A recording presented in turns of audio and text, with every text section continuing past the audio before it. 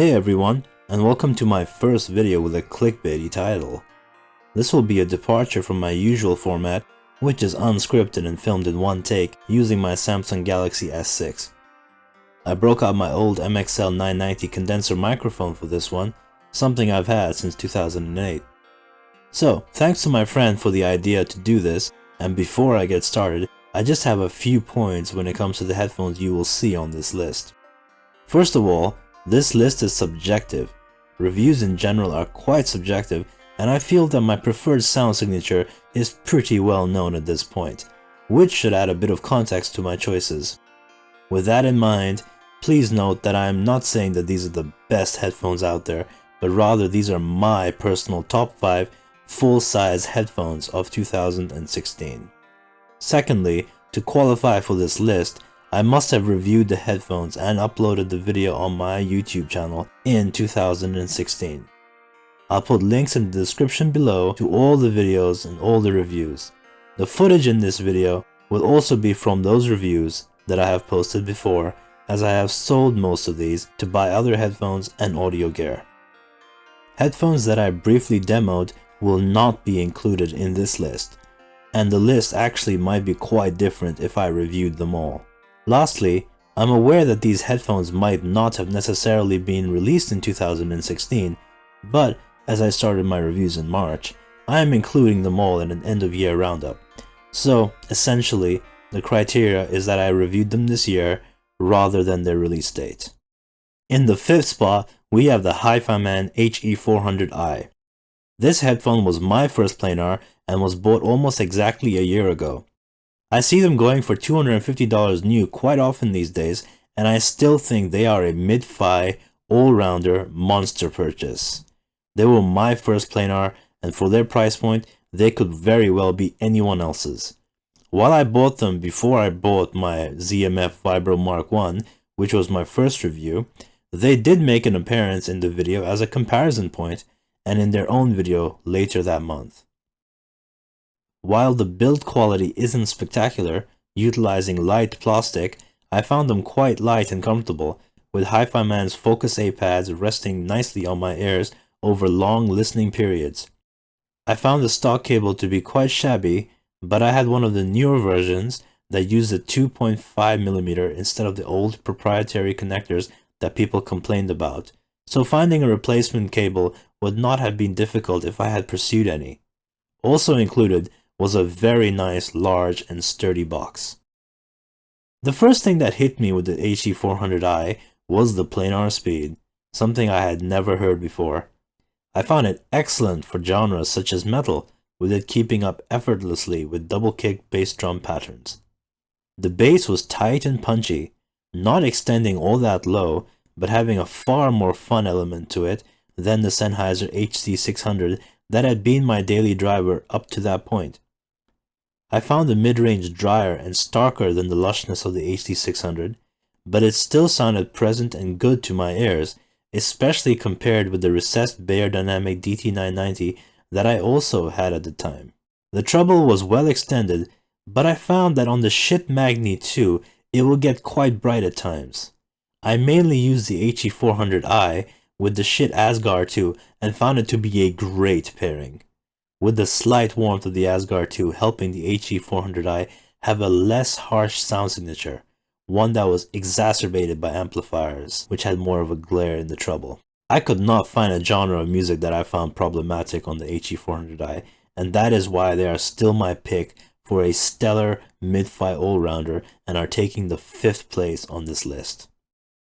In 4th place, we have the Sennheiser HD800 with the Super DuPont mod added to it. Those who love this headphone will laud its incredibly massive soundstage and precise imaging, its lightweight, and its unique and futuristic aesthetic. Those who hate this headphone will point to it having bass that extends well but is low in volume, a mid-range that sounds thin but slightly recessed to some, and a very sharp treble peak at 6K that can feel piercing. The Super DuPont mod that mine has tames the treble peak just a bit, but a good amp pairing is still essential for me to enjoy these headphones, as a neutral or bright amp just ruins the experience for me. My own thoughts on the headphones echo what I just summed up in terms of impressions, but I can't see myself selling these because of what they can achieve. They won't be my daily driver, but for genres such as classical, orchestral, and classic rock, they are unparalleled in their airy and precise sound reproduction compared to everything else that I've owned personally. I also strongly prefer the Super Dupont modded HD800 to the newer Sennheiser HD800S, which I found had a bass texture that was woolly compared to the HD800's precise bass reproduction, even if overall it is a warmer headphone. As for pairing, the two amplifiers that I have had in my possession that I prefer with the HD800 are the Cavalli Liquid Carbon and the IFI Micro iCan SE for different reasons. The Liquid Carbon has a warm tint to the sound, which I find tames the harshness of the treble on the HD800 to a level where I like it a lot more, allowing me to experience such coloration without resorting to a tube amp. The Micro iCan SE, however, is a different beast entirely, as it is the X-Bass function on it that I really enjoyed with the HD800.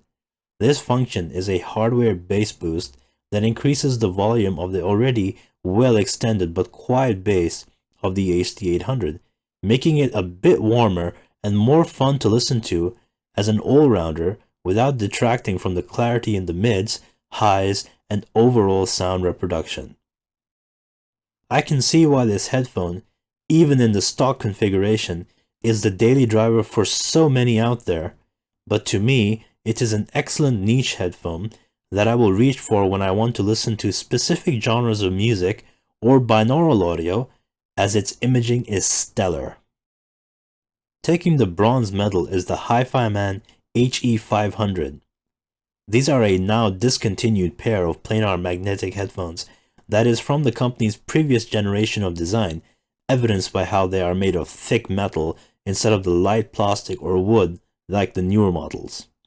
In terms of product timeline, these have been replaced by the HE560, which I have not reviewed personally, but which has a brighter tinge to the sound. The HE500 is marred by comfort issues, as it is quite a heavy headphone at 502 grams. This would not be a problem if the weight distribution of the design was better, but it can get quite fatiguing after some time if not treated properly by the listener. One way to do this, and from what I've read the most effective method, is to replace the design with the HE560's headband and frame. I did not want to do that, so I slapped on a pair of ZMF pilot pads and replaced the ear pads with the newer Focus A pads, a far better choice in both sound and comfort than the stock pads that it came with. The way the HE500 makes up for this point against it is in its mid-range. These headphones have my favorite mid-range of any headphone on this list. It was when I put on this headphone that I understood what a liquid mid-range meant, as it was just so lush but detailed. Vocals sounded lifelike and clear, with a certain sweetness to them. The transient response of the headphones was incredibly fast too, bringing the planar speed that I was used to with the HE400i, which I had sold at that point, back in a big way. The bass extended lower than the HE400i as well, but it was not thick in the mid-bass region, leaving the entire mid-range space to shine. The soundstage also trumped the HE400i. The treble was well extended but never sibilant to my ears. During a period where I had several headphones in my possession, these became the headphones to listen to vocals, guitars, and metal music. In second place is the ZMF Omni, specifically the Cherry iteration. When I reviewed these headphones back in April, I was absolutely in love with the sound. They had a fantastically large soundstage for an almost closed headphone, a bass extension that I had not heard at that point yet, as this was before I had heard the Fostex THX100, a smooth and warm mid-range, an accentuated lower mid-range that lent a very realistic sound to acoustic guitars, and treble that extended further than the ZMF Vibro Mark I, but never to the point of it being problematic for me. This is Zach Merbach's modification of the Fostex T50RP headphone.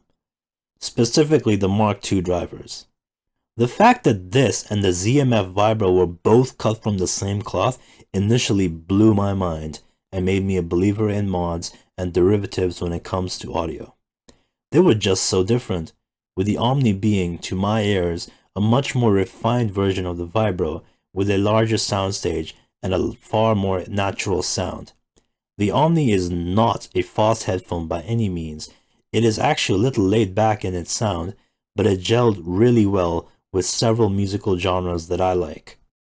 I purchased a Cocobolo Omni later on, and for a short but blissful while, I was a man with two Omnis. I liked how the Cocobolo wood looked compared to the Cherry primarily, but I also liked how its bass extended a bit further, which according to the literature on the website is because of the Cocobolo being a harder wood than Cherry. Basically, the harder the wood and the smaller the pores on your Omni air cups, the faster the transients, the lower the sub-bass extension, and the more linear the sound. I eventually chose to keep the Cocobolo because I figured that I had the HE500 and the HC800 to take care of mid-range and soundstage at that point, and I wanted something bassier as I had just sold my Fostex THX100. Before I did, however, I filmed a video detailing my impressions of the differences in sound between the two. The Cherry was also lighter than the Cocobolo, while the lateral also lost out on some of that lower mid magic that the former had as well. Out of the two, I guess I really must say I enjoyed the Cherry Omni's sound more, and it was my daily driver for several months. Now they're both gone and hopefully being enjoyed by their new owners, but the reason I parted with the Omni is because of the headphone at the top of this list. Taking the gold at the top of this list is the Focal Illyr, my current daily driver. This headphone has fallen smack dab in the center of my preferences and managed to satisfy them all while looking stylish and feeling comfortable.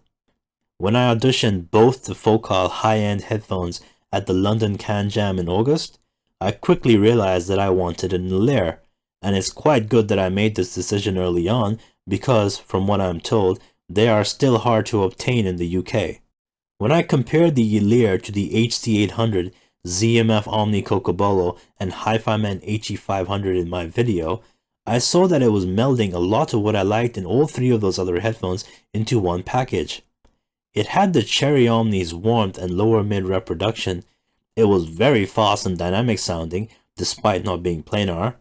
It had sparkle and snap in the highs because of a sudden 9K to 10K jump that was making cymbals, stringed instruments, and snare drums sound very resolving, something I did miss at times with the Omni.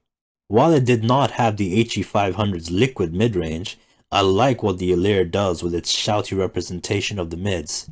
This makes listening to metal and rock music have an edge to it that I really enjoy, with the bite of the instruments not feeling smoothed out at all. In a way, it reminds me of the Grado SR80i that I reviewed, in how it does not try to file away the jagged edges of a distorted guitar, except in a more refined and, believe it or not, less harsh manner. The dynamic sound still astounds me, months after I filmed and wrote my review, with me being taken by surprise every now and then by a sudden piano chord or a barked vocal line. The soundstage is not immense by any means, and I still have the HD800 for that, but I feel that the Illyr is no slouch with orchestral music, with the air sound around violins and other stringed instruments ringing out to me quite clearly, although this is definitely aided by my shit Gungner DAC and its sound signature. The bass extends as low as the ZMF Omni, but I don't have to worry about getting a good seal in order to achieve that, as these are very well designed headphones. I feel no need to replace the stock air pads, as they rest effortlessly on my head and encompass my entire ear, making it such an easy seal that I don't have to move them from where they are until I take them off hours later. But despite all the plus points that have made the Illyr the top of my list, it would be wrong to not address some of the problems that some have with this headphone. Firstly, there is a pronounced upper mid dip, one that personally does not bother me very much, but definitely would to those who listen to female vocals a lot and other genres of music that rely heavily on that region. This lends to a slight sense of darkness to these headphones, which can be made strange because it's a sudden jump at 9K to 10K. To some, this is jarring and tough to listen to, especially if they have trouble sensitivity around this region. Another complaint is about the mid-range, which I call shouty affectionately, despite it being considered a negative term by audiophiles. I like the aggressive nature of the mid-range, but to some it will sound grainy and unnatural. I can definitely see that being a concern, but it's really a matter of personal taste, although I do still believe that the majority of listeners would enjoy this headphone if they demoed it. It's fun, really nice to look at, and comfortable.